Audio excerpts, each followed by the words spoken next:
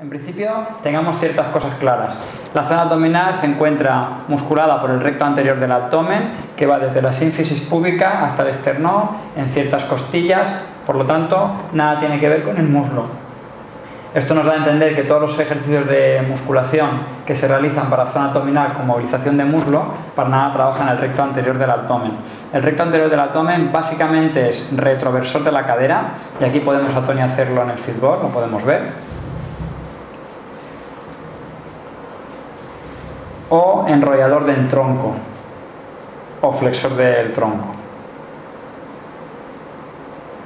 Para nada la activación de este grupo muscular implica la movilización del tren inferior. Cuando movilizamos tren inferior estamos activando otro grupo muscular que es el psoas ilíaco, que todo el mundo sabe va desde el fémur hacia la zona lateral de las vértebras lumbares. La problemática de la activación del psoas ilíaco es que va a producir una lordosis asociada tan inconveniente para nuestros clientes. Por lo tanto, el abordaje de la musculatura del recto anterior del abdomen debería hacerse de una manera inteligente, activando la retroversión de la cadera o realizando la acción articular de la flexión del tronco exclusivamente.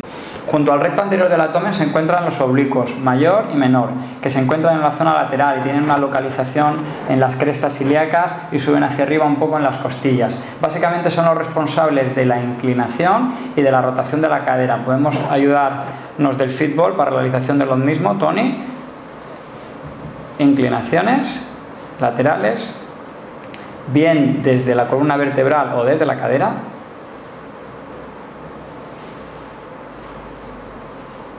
O rotaciones. Evidentemente ayudados por otros grupos musculares como van a ser rotadores, multífidos, cuadro lumbar, bueno, etcétera. Los músculos responsables de este movimiento son los oblicuos. No debemos olvidarnos seguramente del músculo más importante en la zona abdominal, el transverso del abdomen. Es el músculo más profundo y que forma o conforma como una faja en esta determinada zona. Es el músculo responsable de la reducción del perímetro abdominal. Si le pedimos a Naya de que esconda el ombligo, activará el transverso del abdomen. Este seguramente es el músculo más importante y el más deseado por todos, porque es el que nos da una determinada configuración en la cintura. Las recomendaciones actuales, en este caso, hacen referencia a que primero nos deberíamos enfocar a los músculos más complejos de entrenar, a los músculos que realmente a nosotros, como atletas, como deportistas o simplemente como clientes de una instalación, deberíamos incidir en primer caso. En este caso, lógicamente, hablaríamos del transverso abdominal, ya que la forma de faja, la forma interna y la dificultad que tiene su activación haría que si agotamos primero los otros músculos que forman el grupo abdominal, nos diera más problemas a la hora de entrenar. Entonces, este músculo debería tener una especial atención con ejercicios de estabilización, ejercicios, por decirlo de alguna manera, de equilibrio o ejercicios de retroversión pélvica, que sería la manera más sencilla de activar la musculatura del transverso. Posteriormente, pasaríamos al que se conoce como oblicuo inferior o oblicuo interno. En este caso también podríamos trabajar una línea muy parecida al transverso abdominal. Pasaríamos posteriormente a lo que se conoce como oblicuo superior o oblicuo externo. Serían ejercicios, se puede decir, de cierta rotación, de cierta inclinación, en el que se podría hacer pequeños giros sobre ejercicios abdominales comunes, convencionales. En último lugar, trabajaríamos lo que es la musculatura común del recto abdominal, lo que hemos entendido siempre como abdominales, la famosa tableta de chocolate. En este caso, el ejercicio más conocido sería el que es el encogimiento, el crunch abdominal. No es cierto que tengamos una zona superior o una zona inferior de los abdominales. Lo que sí que es cierto es que el recto abdominal, un músculo largo, tiene una zona que podemos inervar más, que sería la alta, dependiendo del tipo de ejercicio que hacemos, derivado del hombro. Los movimientos de acercar los hombros hacia la pelvis vendrían de esta zona alta del abdominal, y luego tenemos una zona inferior del recto abdominal, siendo el mismo grupo muscular, donde es la pelvis la que, acercándose hacia nuestros hombros, trabajaría con mayor intensidad. Pero en ninguno de los casos se separa o se vuelve independiente este trabajo en una zona o en otra. Por lo tanto, podéis trabajar ejercicios que inerven más la zona superior del abdominal o la zona inferior, con el objetivo deseable en todo caso de un preagotamiento para trabajar luego más otras zonas.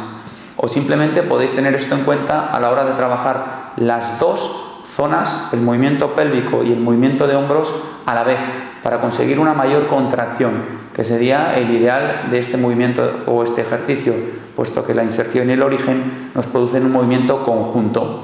Vamos a ver algunos ejemplos de esto que acabamos de decir para que os sea más fácil de aplicar en vuestro entrenamiento.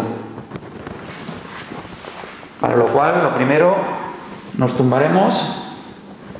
Vamos a dejar la curva normal de la columna, la curva fisiológica normal, y vamos a fijarnos muy bien en que en el movimiento de hombros hacia la pelvis es comúnmente denominado como un trabajo de abdominal superior, mientras que el movimiento de pelvis hacia los hombros lo trabajamos normalmente como un movimiento de abdominal inferior.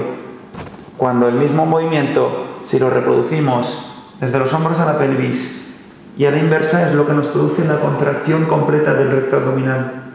A partir de ahí tendremos también que trabajar las zonas laterales con movimientos de oblicuos. Y en ningún caso lo que trabajaremos, si nuestro objetivo concreto es el recto abdominal, son las elevaciones de tronco, donde, si os fijáis, para elevarme ha sido necesario compensar el equilibrio con las piernas.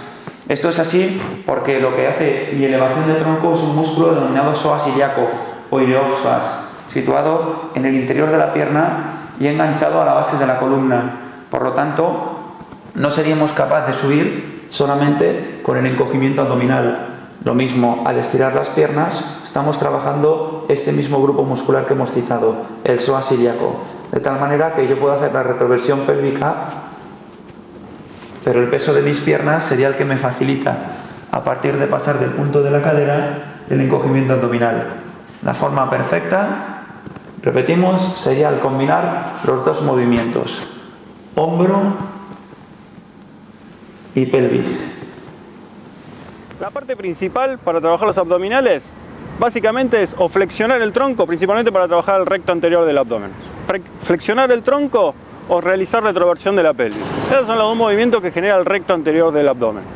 El primer movimiento que vamos a hacer es la flexión del tronco, que es el movimiento común y corriente que se realiza en cualquier gimnasio hoy día. Rodillas extendidas, talón apoyado en el piso, me acuesto sobre el piso. El abdomen para abajo, tengo que evitar que el abdomen cuando suba se abombe. El abdomen para abajo, haciendo fuerza para abajo. Los brazos, en este caso los vamos a poner acá, si no, para más resistencia lo ponemos arriba. Y si quiero más resistencia, cruzados acá arriba. Vamos a hacer fácil, arrancamos acá. El movimiento, abdomen hacia abajo, flexiono el tronco sin que se levanten los pies. Ni bien se le empiezan a levantar los pies, involucro la flexión de la cadera, con acción del recto anterior del muslo y del psoas ilíaco. Músculos que facilitan el aumento de la curvatura lumbar. Vamos, entonces, de esta posición, los pies no se mueven, la zona lumbar apoyada, levanto los hombros o flexión del tronco a 30 o 40 grados y vuelvo a bajar despacio. Levanto y vuelvo a bajar despacio, ¿no? Siempre tengo que evitar que se abombe el estómago. Muchas veces el ejercicio este se hace mal y al flexionar el tronco el abdomen va para arriba. Esto trae una consecuencia fundamental, que es uno de los músculos más importantes de los abdominales, que es el transverso abdominal, que muchas veces no se trabaja. ¿Por qué no se trabaja? Porque no se ve. Pero es uno de los músculos fundamentales para la postura y para mantener el equilibrio de la pelvis. Y la pelvis como base para la columna vertebral. Entonces podemos hacer ejercicios también para el transverso del abdomen. Un ejercicio muy simple es ponerse en cuclillas, mano acá, cierro acá, mirando para abajo. El abdomen, si yo dejo de contraer los abdominales, va a tender a caer. ¿Por qué tiende a caer? Por el peso de las vísceras mismas. Entonces, con los brazos acá, llevo el peso del cuerpo sobre las manos y meto la panza. ¿Sí? Meto la panza, mantengo. 5, 10, 15 segundos y vuelvo a bajar. ¿Sí?